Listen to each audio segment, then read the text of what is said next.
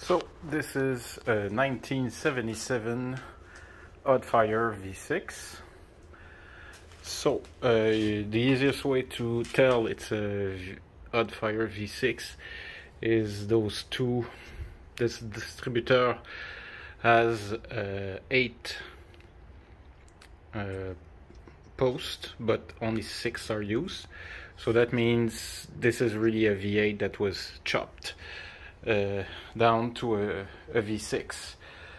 So this is the Buick V6 from 75 to 77.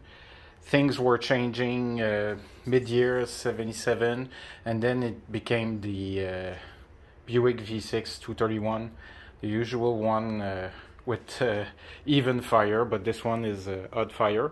So my plan was to basically, if you see this, you understand that I wanted to turbo it. Right now it has a small 2-barrel, really simple. I just want to run it. This is the first engine that I rebuilt from scratch, and I want to see if I made it okay. So this is the plan, and this was supposed to go in my 84 Cutlass. So that's the initial plan.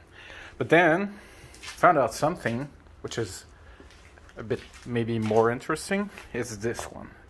This engine is a 1979 Buick turbo, so an original turbo, unlike the other one which I'm converting to turbo. This one is an original one. So this is a even fire. 79 is all even fire. And the story behind this engine is that it was in a Buick Lesabre, full-size Buick Lesabre 2-door with a turbo, and the engine never really ran in this car because the engine was taken out in a mechanic school and they played with it to understand how a turbo works. So this engine basically is new and was stored and never ran after that. So that's why you see the factory markings everywhere. You see the heads are near perfect, no carbon deposit. I've got everything. Probably that's the original GM filter.